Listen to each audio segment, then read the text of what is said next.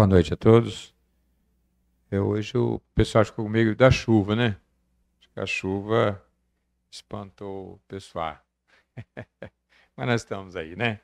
Que Deus nos abençoe e que a gente possa compartilhar uma porção da palavra de Deus nessa noite. Estamos aqui na casa do Senhor para ouvir aquilo que o Senhor tem para dizer para nós nessa noite, né? Então a gente está aqui, todos têm a liberdade de participar, tá? Fica à vontade. Todo mundo tem liberdade de participar, né? Lá no Surubi, eu fui pregar lá um dia, sempre dou estudo lá, né? E as mulheres lá geralmente não falam, rapaz. E eu perguntei a uma irmã lá, a irmã não respondeu direito nenhum. É, passou bem? Lá é assim. Elas não participam, não. É que pode participar, tá, gente? Para ficar à vontade, né? Eles não têm o costume de participar lá, então a gente. Mas aqui para ficar à vontade, tá? Vamos abrir então na carta aos Colossenses, capítulo 3, para a gente dar sequência nessa carta. Colossenses, capítulo 3. As cartas de Paulo elas são muito instrutivas, né? A igreja, a informação para a igreja, todos os ensinos, ela está do livro de Atos para frente, né? Toda a Bíblia ela é apta para nos ensinar, né? Toda ela é para que a gente possa aprender, mas o ensino para a igreja está no livro de Atos para frente, não é mesmo? De Atos para frente. Nós temos que tomar muito cuidado com essa colocação, porque senão a gente traz aquelas coisas lá da lei e a gente tentar aplicar nos dias de hoje, né? A lei, por exemplo, ela falava olho por olho, dente por dente, né? Feriu, é ferido. A graça não. Na graça, a instrução para a igreja é misericórdia, oferecer outra face. Na lei não era assim, né? Agora, no período da graça, é oferecer outra face, né? Não é fácil. Não é buscar é orar pelos inimigos, não é mesmo?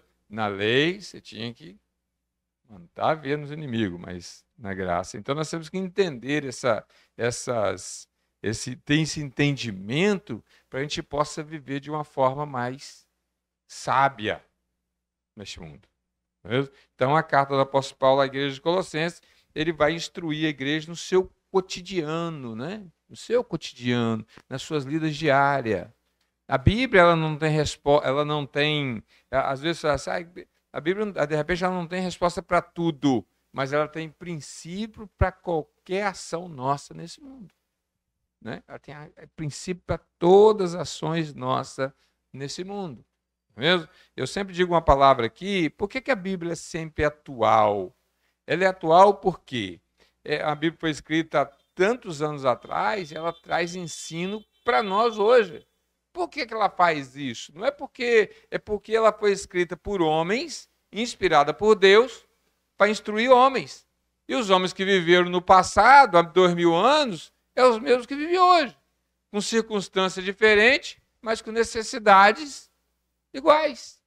Né? Então, os homens que viveram lá 2000 anos atrás, né, para lá dos reis, né, é os mesmos homens, a mesma estrutura. Então, a instrução, ela tanto encaixa naquele tempo, como no tempo presente. Não é mesmo? Então, a carta apóstolo Paulo aos Colossenses, Paulo vem instruindo essa igreja na sua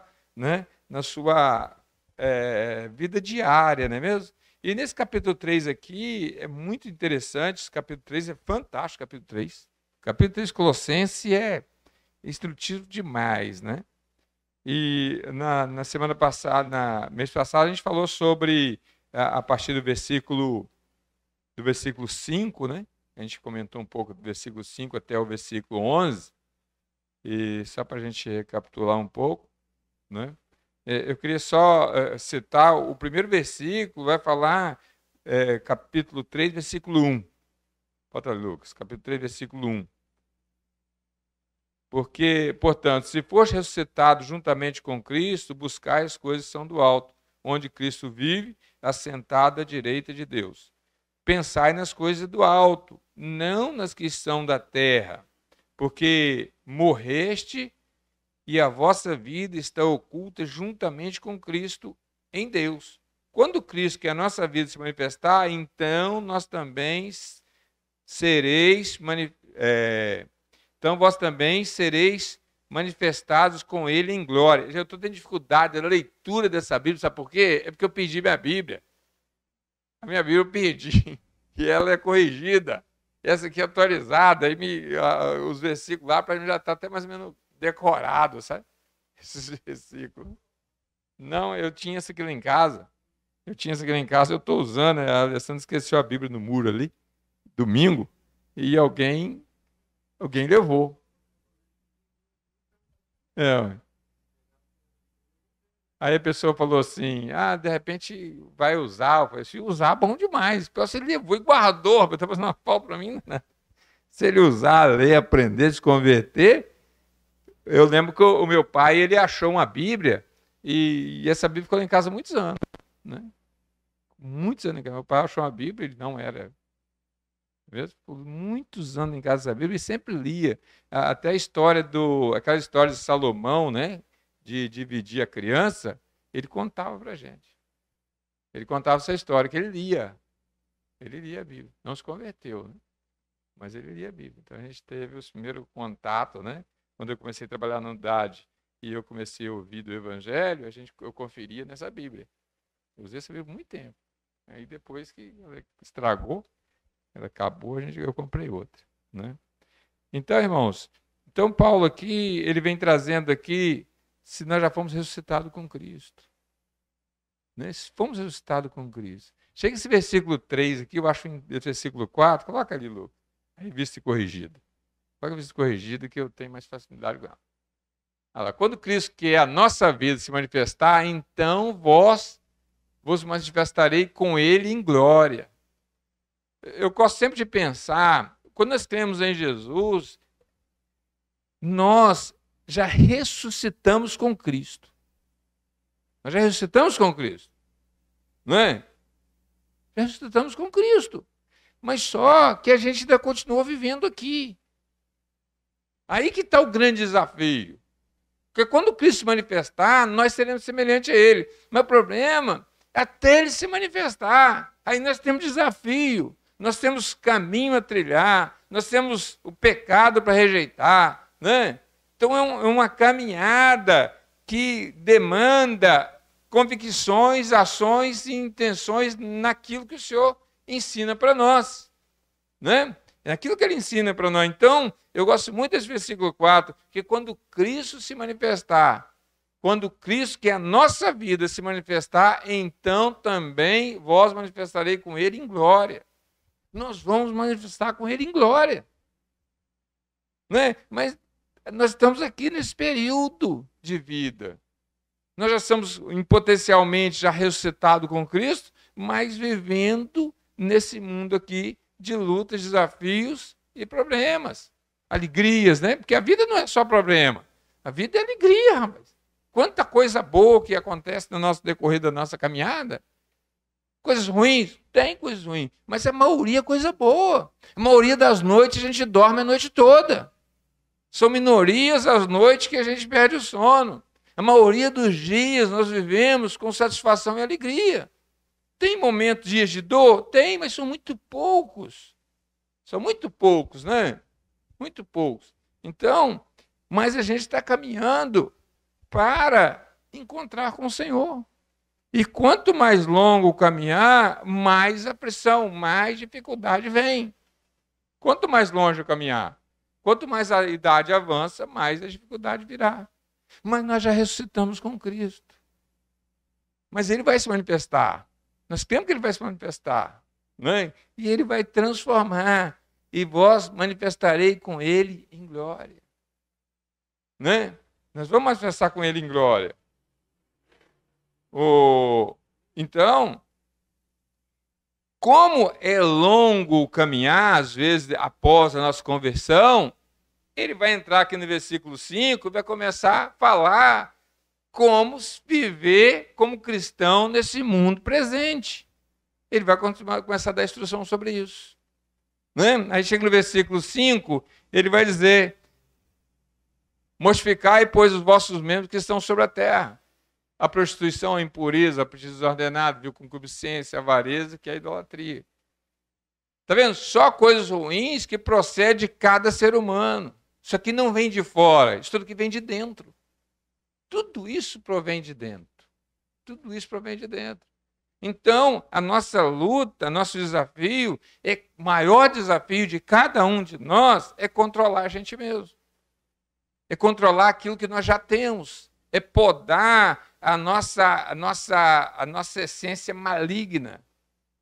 Né? Não sei se você quem conhece aqui, sabe, quando é feito uma enxertia num pé de laranja, por exemplo, é enxertado no pé de laranja. O crente é isso. O crente é como se fosse aquele limão bravo, o qual é enxertado uma laranja boa nele. O crente é isso. Né? Só que a essência dele ainda é limão. Quando nós estamos aqui, a nossa essência é limão. Se a gente descuidar, brota limão. Brota limão. Então a gente tem que apodar. Você não pode matar. É igual, por exemplo, Deus podia ter tirado o mal do mundo, né? Mas para Deus tirar o mal do mundo, sabe o que tem que acontecer? Ele tem que tirar o ser humano. Porque o mal não é um ser. O mal não é a coisa palpável. O mal é aquilo que procede do nosso coração. Aquilo que procede do nosso coração. O mal, quando o homem come do fruto do bem e do mal, o mal entra. Entra. Né? Então o mal não é um ser, não tem possibilidade de acabar com o mal do mundo. Enquanto tiver homem aqui. Né? Da onde eu tiro essa conclusão? Eu tiro essa conclusão, sabe de onde? Marcos, capítulo 7. Eu sempre cito esse versículo aqui. Né? Se um dia eu der linha na pipa, vocês lembram desse versículo. Tu sempre citou esse versículo. Né? O Adonis, por exemplo, gostava do Adonis, sempre citava Efésios 2, 8, 9. Não é, Luiz? Não, o Luiz sabe disso. Você ajudou muito nós, né, Luiz? Efésios 2, 8, 9. Né? Olha lá, Marcos, bota aí, Marcos, capítulo 7, versículo 20, 19, acho que é o 21 em diante. Bota lá para nós. O que sai do homem, isso é o que contamina o homem. Porque do interior do coração dos homens sai. Do interior do coração de quem? Os homens, né? Os homens aqui, está falando de quê? Generalizando, né? Homem, criança, todo generalizado. Oi? Mulher também, isso aí, generalizado, né? Criança. Criança, né? Você já percebeu que criança tem facilidade de fazer coisa errada? Você já viu uma criança, se botar lá, a criança, você espalhar os brinquedos, as crianças chegar e juntar? Vocês já viram isso? Não vai fazer. Acontece isso, né? A criança, automaticamente, ela não só faz coisa que não deve fazer. Mas tem noção, mas o errado ele tem noção. Ele tem noção de fazer o certo. Ele tem dificuldade, né? Por quê? Porque é do interior do coração dos homens. Sai o quê? Maus pensamentos. Sai mau pensamento, sai adultério, prostituição, homicídio, furto, avareza, maldade, engano, dissolução, inveja, blasfêmia, soberba, loucura. Todos esses males. Cita um outro mal além disso aí. Cita um. Não, isso aí não tem. O escritor ali, ele esgotou toda a lista de coisa ruim. Toda a lista de coisa ruim. Todos esse mal procede de dentro e contamina o homem. Você entendeu? Então não tem como. O mal, quando o homem come do fruto, do conhecimento do bem e do mal, você sabe o que aconteceu? Ele passou a perceber o bem que ele não conseguiria mais fazer, e ele passou a perceber o mal que ele não poderia mais deixar de fazer. Você sabe o que Paulo fala lá em Romanos capítulo 7? O bem que eu quero fazer eu não consigo. Consigo fazer o bem que eu quero fazer. Mas o mal... mais fácil, né? Você... Eu costumo dizer que vocês fala, reclamar ou xingar uma pessoa na rua, um desconhecido, é mais fácil que você elogiar alguém. Né? Na hora do nervoso, você fala uma besteira. Né? Então, Paulo ele vai falar sobre essa questão aqui, as nossas lutas. Então, ele vai começar aqui nesse capítulo 3 aqui, falando toda essa questão. Ressuscitamos com Cristo. A outra prova de tudo isso que você está falando é no período do milênio, que Satanás não vai estar agindo, vai estar preso. Mesmo assim, o pecado ainda vai existir. Menos, mas vai ter. Porque não depende de Satanás. Depende. O problema está no homem mesmo. A essência. Então, não, Satanás. Hoje as pessoas botam muita culpa, né? O inimigo levou o pecado, o inimigo fez isso, o inimigo conduziu isso. A gente está terceirizando culpa, né? É isso aí. É mais ou menos por aí, né, velho? Então, nessa sequência, Paulo vai falar aqui alguns pontos que nós devemos. Ele vai chegar aqui, né? Portanto, o versículo 6. Versículo 6 de Colossenses 3. Porque essas coisas, pelas quais coisas vem a ira de Deus sobre os filhos da desobediência. Vai outro versículo. Mas quais também em outro tempo andaste, quando vivias nela. Então nós andávamos nisso. Mas agora, despojai-vos também de tudo, da ira, da cólera, da maledicência, das palavras torpes da vossa boca. Né? Então ele nos exorta, eu sempre uso a expressão, a despir, a tirar. Né? A gente só pode tirar algo que a gente já tem. Não tem como você tirar algo que você não tem. Né? Então, essas coisas, essas cóleras, essa maledicência, essas coisas, tudo, nós estamos. Está em nós temos que tirar isso da nossa vida. Não é fácil tirar. É um desafio direto. Eu quero que santidade não é algo que se faz uma vez e a gente cruza o braço, agora eu posso ficar tranquilo, fiquei um ano fiel ao Senhor, com fidelidade, agora eu posso relaxar. Santidade é igual tomar banho. É todo dia. Você fica uns 3 dias, 4 dias, você começa a ficar uns dias sem tomar banho, né? Alguém vai perceber. Não é mesmo? Fica uns dias sem tomar banho, uns 4. Primeiro dia eu não liga muito, não. Terceiro dia, quarto dia, que aí começar. Né? Você começa. Primeiro a gente começa a perceber, o cabelo já começa a ficar meio ruim, a pele ruim para dormir. Né? Aí o terceiro, quarto dia, os outros começam a perceber. Santidade é mais ou menos por aí. Santidade nessa temática é todo dia. Não há um acúmulo, não há um depósito. A gente vai depositando e depois a gente... isso aí, vigiar.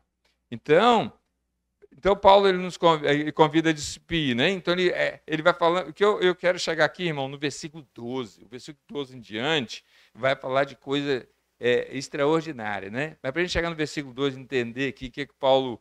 Dá a impressão que Paulo muda de assunto, mas não, ele está fazendo uma sequência do assunto. Aqui ele está falando para nós individualmente. Individualmente nós temos que despir daquilo que não serve. Individualmente nós temos que revestir. Aí quando nós despimos, tiramos, tem um espaço. Então, ele nos convida a revestir. A gente só pode revestir de algo que a gente não tem. Né? Eu só visto uma camisa porque eu não tenho a camisa. Eu tenho que vestir, ela não está em mim. Né? Então, quando eu tiro aquilo que não serve, eu tenho a possibilidade, aí ele nos convida a revestir. Aí, versículo 10. Versículo 10.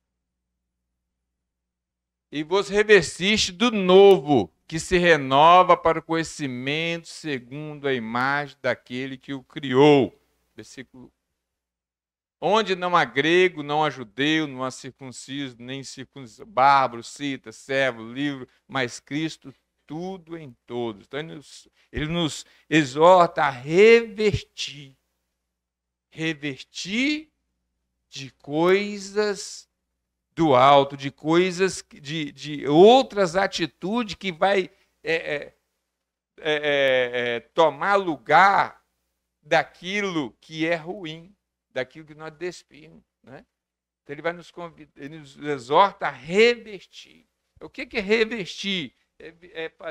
Revestir é aquilo que nós não temos. Só poder vestir de algo que você não tem, né? É como se tiver com a roupa suja. Vou botar uma limpa por cima. Não vai funcionar. Vai ter dificuldade. Então você tira a roupa suja e reveste a roupa limpa. Só que, irmãos, a nossa vida aqui, de acordo com a nossa caminhada, a gente vai ter que fazer isso sempre. É um revestir e vestir. Isso na caminhada toda, né? Toda a nossa caminhada aqui, nós vamos ter que trabalhar nessa temática em nós, né? Então aqui, eu usei uma expressão semana passada aqui, dizendo que as nossas ações de santidade, ela tem que ser na horizontal, nossas ações de santidade na horizontal, para ter um resultado na vertical.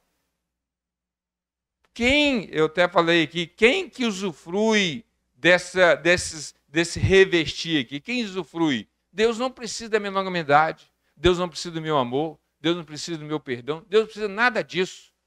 Mas o próximo precisa. O que está do meu lado precisa. Né? Então, quem vai usufruir disso é quem? O que está do lado. Então, nossas ações de santidade, ela tem que ser na horizontal, em direção ao que está do lado. Né? É o que vai usufruir desse novo revestir em nós.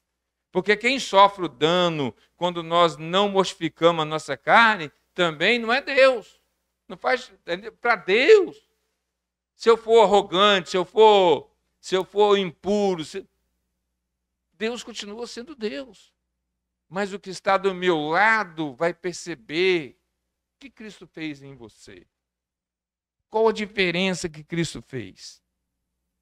Nenhuma. Não é? Porque eu não tenho mortificado mal dentro de mim, eu não tenho despido daquilo que não serve. Né? Então aqui, esses versículos aqui, irmão, fala de uma atitude individual de cada um de nós. É uma atitude individual de cada um. Santidade não é algo que eu imponho. Santidade é algo que eu busco. Não é o que eu imponho sobre o outro. Santidade não é algo que nós colocamos sobre o outro. Santidade é uma atitude individual em direção a Deus. Então aqui ele fala de atitude individual. A partir do versículo 12, ele vai falar sobre a prática disso. A prática disso. Então ele vai trazer para onde? Olha como é que ele começa a dizer aqui, ó. Então, quando eu sou transformado individualmente, eu vou proporcionar uma vida melhor para aqueles que me cercam. Olha só que interessante. Ele vai falar aqui, ó. Versículo 12. Revesti-vos, pois, como eleito de Deus, santo, amado, eterno. Aqui, olha a sequência do revestir, né? Revesti, pois, como eleito de Deus, santo, amado, de eternos afetos, de misericórdia, de bondade, de humildade, de mansidão, de longanimidade. Quem usufrui disso? Deus. Não é Deus. É o que está do lado.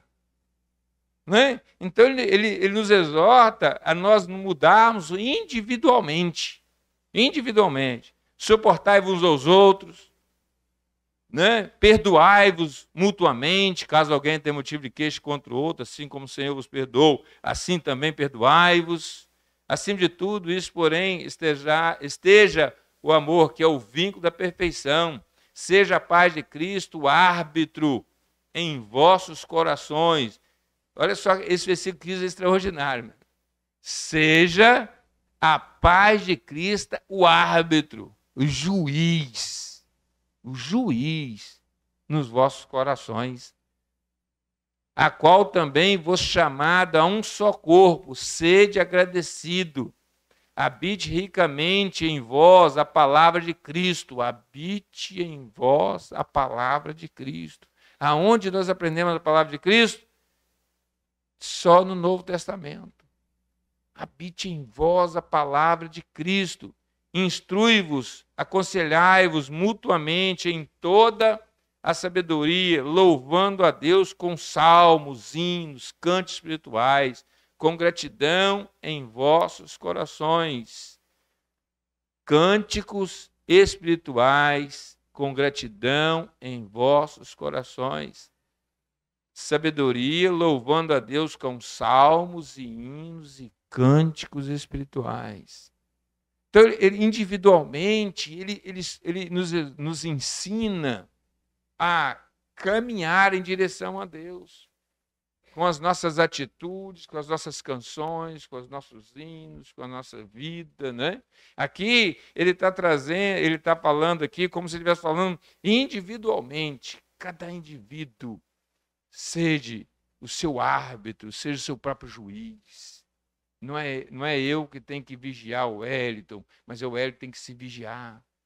Que o máximo que eu posso ver o Wellington é aqui, na quinta-feira, quando ele vai na loja, anda caminhando, né?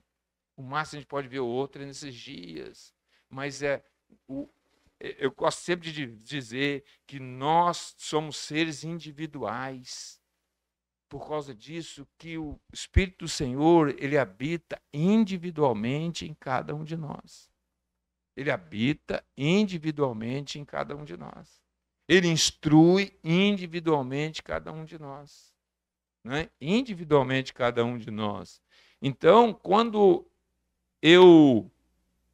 individualmente, eu me assumo esse compromisso de mudança, a partir do versículo 18, vai falar da nossa vida cotidiana, coletiva, com outros. Olha só que interessante. Vós, esposa, aqui está mulher, sede submissa ao próprio marido, como vos convém ao Senhor. Quando uma mulher, ela crê em Jesus, ela sabe que ela está ressuscitada com Cristo, ela sabe demortificar a carne, que ela tem que despir de coisas ruins e revertir longanimidade, mansidão. Quando ela entende isso, o que vai acontecer? Ela vai ter facilidade de ser uma esposa submissa. Submissão não é inferioridade. Né? Eu gosto sempre de dizer para as pessoas que a submissão não é uma posição de inferioridade. É uma posição de privilégio. Né? Submissão é estar debaixo da mesma missão. Né? Homem e mulher, Pedro vai falar em capítulo 3, versículo 7, quando ele fala lá na primeira carta de Pedro, capítulo 3, versículo 7, ele fala que vós, maridos, coabitais com elas com entendimento, dando honra à mulher como sendo o vaso mais frágil, sabendo que vocês são co-herdeiro da glória de Cristo. Então, na condição, mulher e homem tem ali questão de submissão. Agora, na posição diante de Deus, são iguais. São iguais. Né? São iguais. Então, a submissão não é uma posição de inferioridade. Não é uma posição de inferioridade. Né? É debaixo da mesma missão. Então, uma esposa que nasceu de novo, creu em Jesus, tem plena consciência que já estou com Cristo e ela vai subjugar, vai despir daquilo que é ruim e revestir daquilo que deve ser revestido, ela vai ter facilidade de executar a sua função, a sua missão como esposa. Porque eu quero acreditar, irmãos, que ela encontrou um marido que vai tratar ela também com a mesma perspectiva de Deus. Né? Olha a sequência do versículo. Marido, amai vossa esposa e não a trateis com amargura. Não a trateis com amargura. Então, quando um homem ele tem também a mesma convicção que ressuscitado com Cristo e que ele tem despido daquilo que não que está inserido na carne dele e revestir de bondade, longanimidade, o que vai acontecer? Vai ter um marido que vai amar a esposa como Cristo amou a igreja. Eles vão conseguir exercer, eles vão conseguir passar por esse mundo aqui, numa vida de relacionamento de casal, com tranquilidade. Porque cada um exerce a sua função baseado naquilo que o Senhor ensinou, que Paulo vai trazer aqui nos versículos anteriores. É aquilo que eu falei, as nossas ações de santidade é na horizontal. Na horizontal. Quem vai usufruir? Olha só que interessante. Quando nós entendemos isso, e olha se o marido tratar a esposa com essas colocações, a gente vai, suportai-vos uns aos outros mutuamente, revestir, pois, como eleito de Deus, santo, amado, eternos, afetos e misericórdia, de bondade, de humildade, de mansidão, de longanimidade. Você imagina isso? Você imagina isso? Olha só, mansidão, longanimidade, bondade. Você imaginou a gente tratando um ao outro com essa perspectiva? Você acha que haveria divórcio? Não haveria divórcio. Não é? Se tratasse com essa...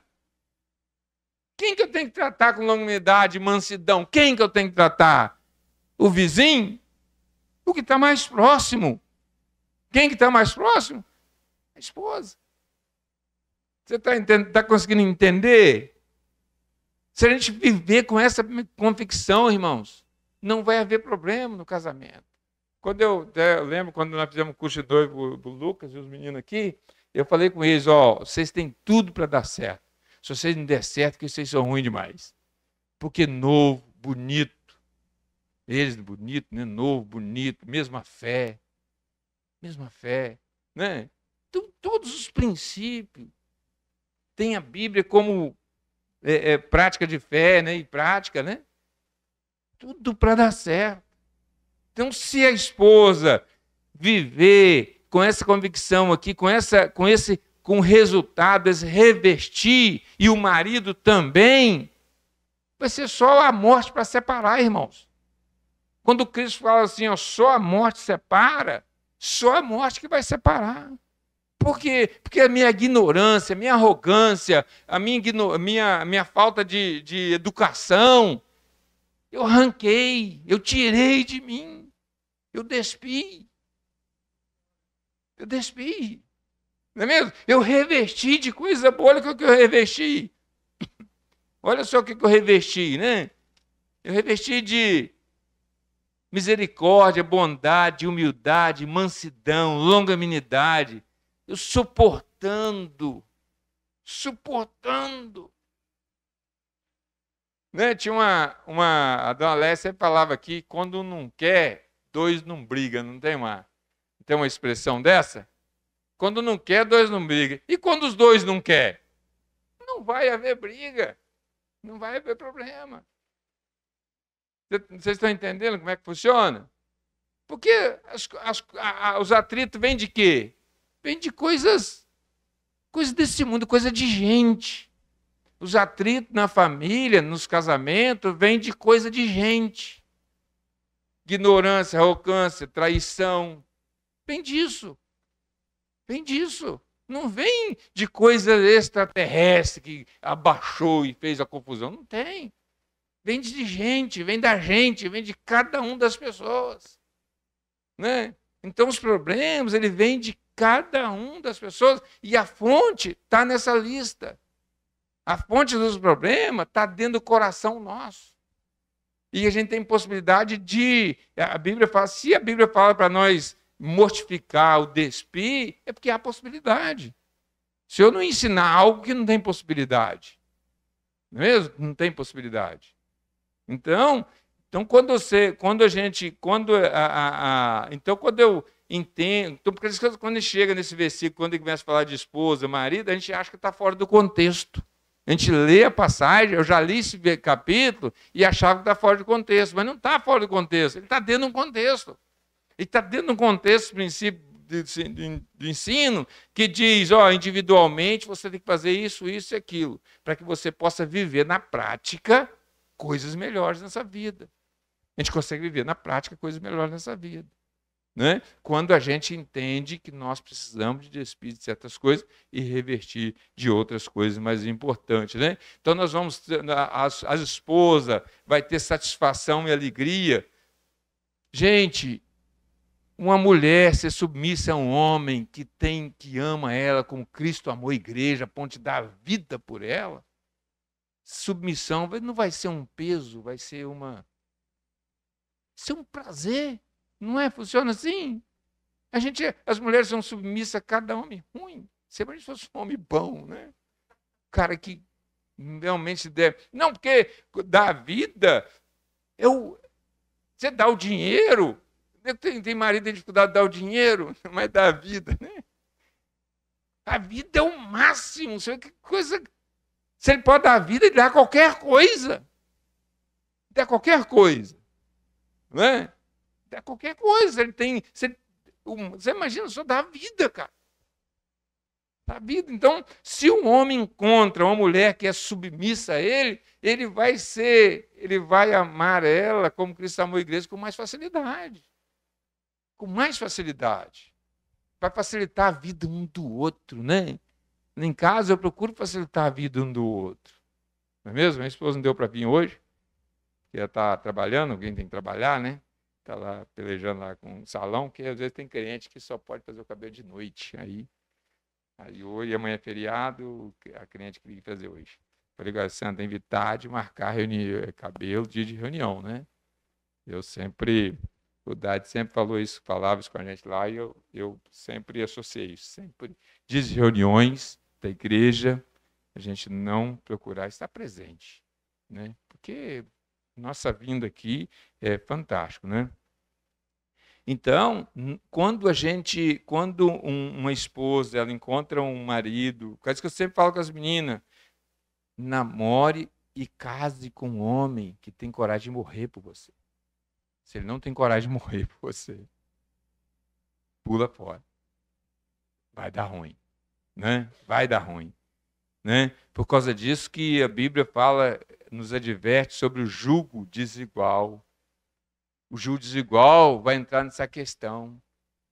O jugo desigual vai trabalhar, porque o marido, a esposa, se ele não é crente em Jesus, ele não vai ser alcançado por essa mensagem que nós temos que despir daquilo que nós produzimos com facilidade. Né? Não vamos ter dificuldade de despir daquilo que a gente produz com facilidade.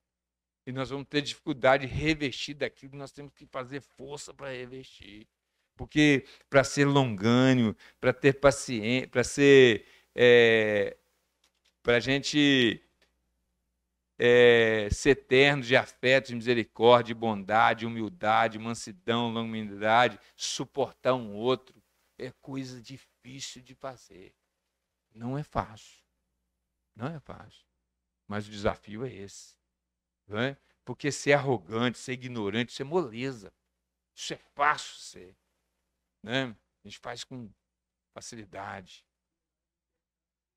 Difícil, né? Então é isso aí. Né? Fazer a coisa errada. Porque é isso que eu falo sempre das crianças. Né? A criança tem facilidade de fazer coisa errada, porque está dentro dela. Aquilo é o natural. Né? Porque é isso que ela cresce, tem que aprender boas maneiras. Você pode ver que não existe uma faculdade. Não existe uma faculdade. Vem para cá que dá um sinal você ser mau caráter, ser enganador, ser ladrão. Não precisa de faculdade nesse sentido. Os caras ficam craque. Não precisa da faculdade para ensinar o cara a ser mau caráter. Não precisa da faculdade para ensinar ele a enganar os outros. Não tem faculdade para você enganar o sinal, você enganar os outros. Não precisa de faculdade disso. Porque o cara já nasce com essa habilidade. Né? A gente tem que aprender a ter boas maneiras. Né? Aí, só para a gente concluir o assunto, então, uma esposa salva pelo Senhor, convicção daquilo que o Senhor espera ela vai ter facilidade de ser submissa. E um marido, de contrapartida, quando ela encontra um marido também que submeteu ao Senhor e despiu daquilo que é ruim, revestiu daquilo que é de bom, ele vai ser um marido extraordinário. Não é? Aí ele vai ter filhos que vão obedecer os vossos pais. Não é? Você imagina um filho crente em Jesus, que tem pleno conhecimento disso, ele vai ter facilidade de ser um bom filho, rapaz. Não é? Aí vai dizer aqui, ó, filhos, em tudo obedeceis a vossos pais, pois fazê-lo grato diante do Senhor. Aí, o que vai acontecer? Pais, não irriteis os vossos filhos para que não fique desanimado. Porque a nossa relação, irmãos, aqui ele vai falar sobre os servos, né? Servos, obedecei em tudo o vosso Senhor segundo a carne, não servindo sob vigilância, visando tão somente agradar os homens, mas com singeleza de coração, temendo ao Senhor. Tudo o que fizerdes, fazei de todo o coração, como para o Senhor e não para os homens. Quando a gente for servo nessa condição, a gente vai ser pessoas melhores. Aqui, Paulo está falando aqui, aí ele vem falar aqui dos senhores. Senhores, capítulo 4, versículo 1. Senhores, tratai os servos com justiça e com equidade, certo de que também vós tendes o Senhor no céu. Porque, irmãos, o ser humano, ele lida com gente. Ele lida com gente. Aqui está falando de todas as nossas vivências. Nós vivemos como pessoas, nós vivemos como marido, esposa, filho, servos, né? Senhores. O ser humano lida com isso. O ser humano não lida com o extraterrestre, ele lida com essa gente. A gente que vive nesse mundo são essa gente que exerce essas funções. Marido, filho, né? Quem não é marido é filho de alguém. Né? Quem não é senhor, ele é servo de alguém. Não é mesmo? Não existe outra classe. Esse é gente. Né? Então, por causa disso, às vezes a gente acha que esse trecho aqui está fora do contexto do ensino do capítulo 3, mas não, ele faz parte do capítulo 3. O capítulo 3 ele começa falando da nossa posição em Cristo, ressuscitado, né? E ele fala da nossa essência ruim, que precisa ser moldada, ser trabalhada. Né? Essência ruim, nós temos uma essência ruim, o ser humano ele tem uma essência ruim, né? Ele tem uma essência ruim, é o limão bravo que é enxertado a laranja doce. O limão bravo, quando é enxertado a laranja, eu esqueci de concluir, então abaixo da enxertia, tudo que nasce é limão. E aquilo ali, se você não podar, ele sufoca a laranja, ele para de produzir laranja e mata o galho que foi enxertado. Né? Então, nós temos que estar sempre podando as nossas arestas. Né? Então, Paulo, nesse capítulo, ele fala, é fantástico esse capítulo. Então, ele chega aqui nesse capítulo 18, ele vai falar da nossa vida cotidiana. A gente lida com pessoas, com esse tipo de pessoas. Né? Com esse tipo de pessoas. Mas quando nós lidamos nesse cotidiano, como salvo pelo Senhor, como alguém que despiu daquilo que é ruim e revestiu daquilo de Deus, nós vamos ser bem-sucedidos o caminho que nós andar. Nós vamos ter um casamento forte, nós vamos ter filhos obedientes, nós vamos ter bom servo, nós vamos ter bons senhores. Quando nós entendemos isso e nós lutarmos contra as nossas vontades pecaminosas, porque cada um de nós temos vontades pecaminosas. Nosso desafio maior, eu sempre digo aqui, é pecar menos, né? É tentar viver uma vida que possa agradar ao Senhor. Então, que o Senhor nos abençoe, que a gente possa cada dia estar buscando o conhecimento dele e sabendo que o Senhor tem o cuidado de cada um de nós a cada dia. Amém?